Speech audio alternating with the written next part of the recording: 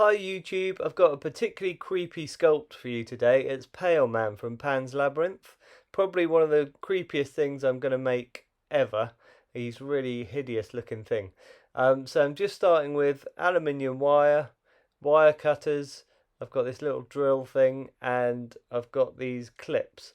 So this time I screwed down with this pin vise drill into the base, and then I've just attached the wire frame on the armature with these little clips, hammered those in. That just makes him even more stable than normal, because he's got particularly thin legs, this one. I think I needed this kind of extra strength to attach him on. And then obviously I just twist the aluminium wire. It's really easy to twist, just to give me this armature. This will make the whole sculpt a lot stronger. If you've seen my videos before, you're probably fed up of seeing this armature bit, but it is something that I do on pretty much every sculpt. Next, I use my favourite sculpting and modelling product, Milliput. I'll talk to you about that more later, but I've used that to sculpt these kind of belly flaps and folds of skin, and then the upper parts of his legs. In actual fact, the order that I did it in was to make the upper parts of the legs first, and I just made them just as kind of like thin sausages first, and then put these kind of flaps over the top.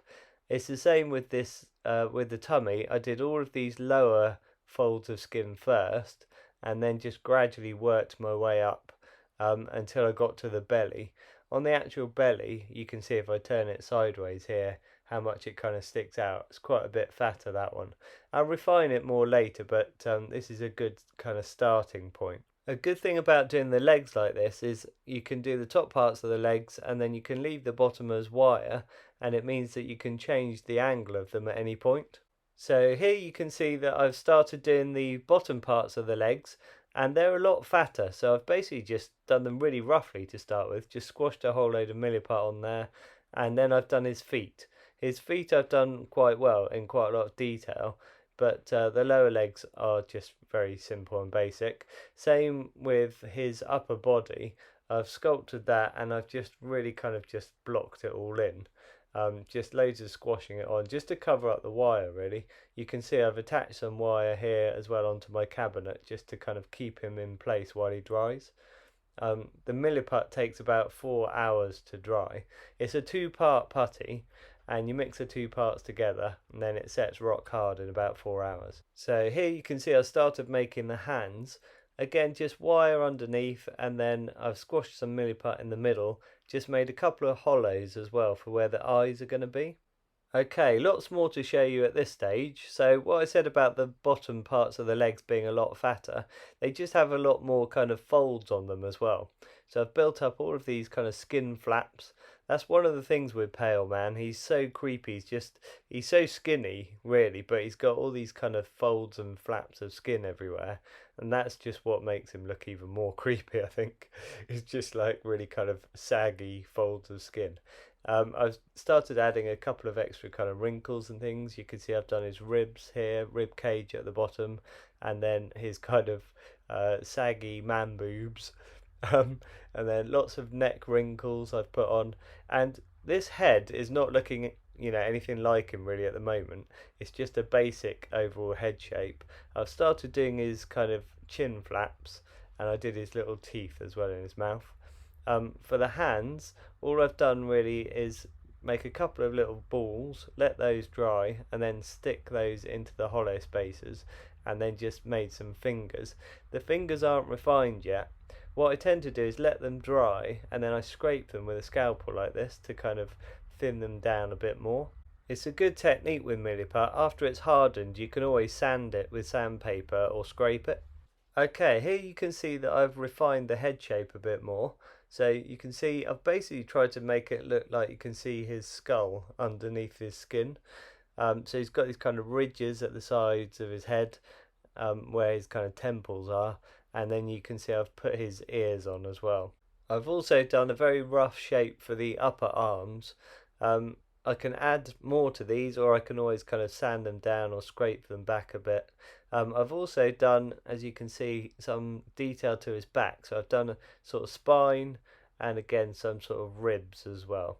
But all of this, it all needs filling in and, refining a lot more.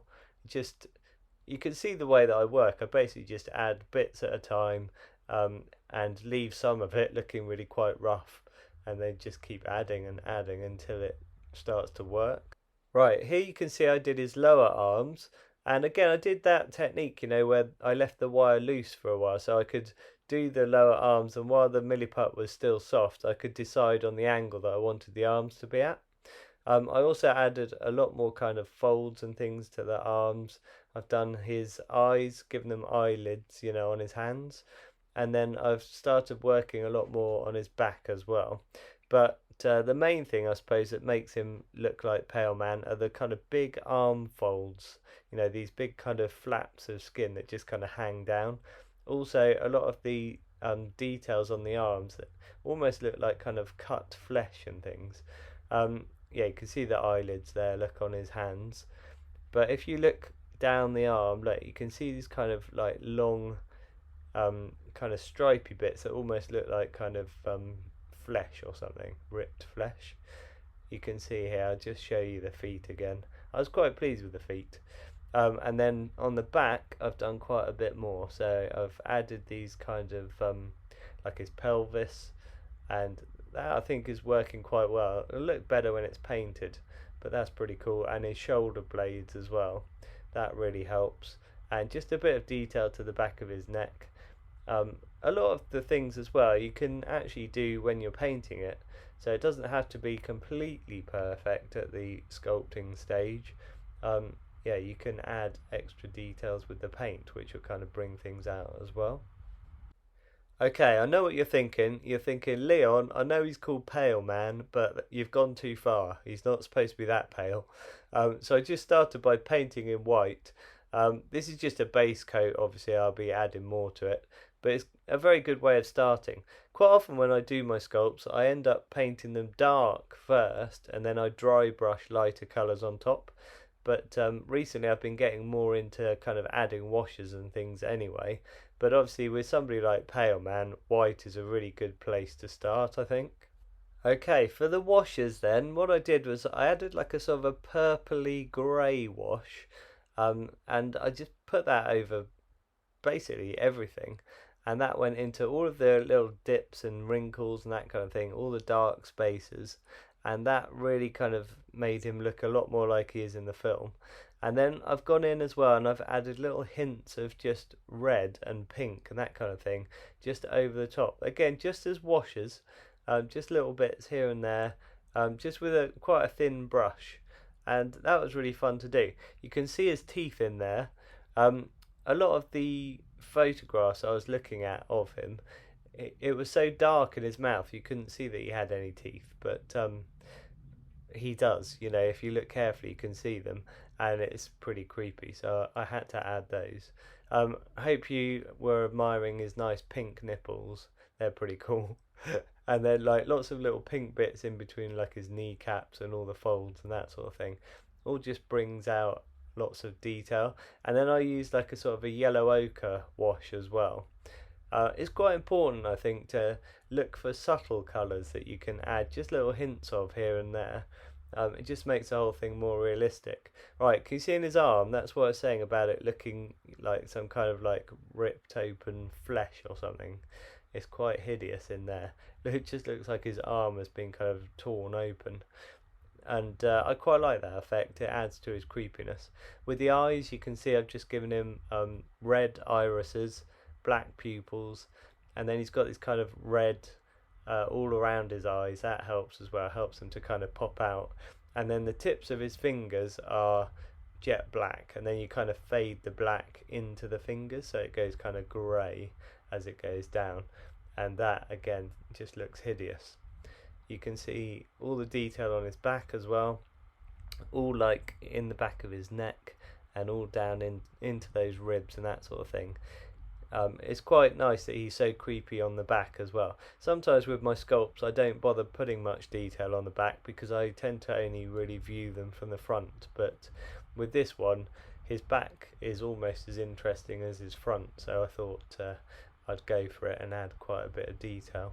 If you're enjoying this video, please check out my other videos of other weird movie creatures that I've made. For me, the more bizarre the better.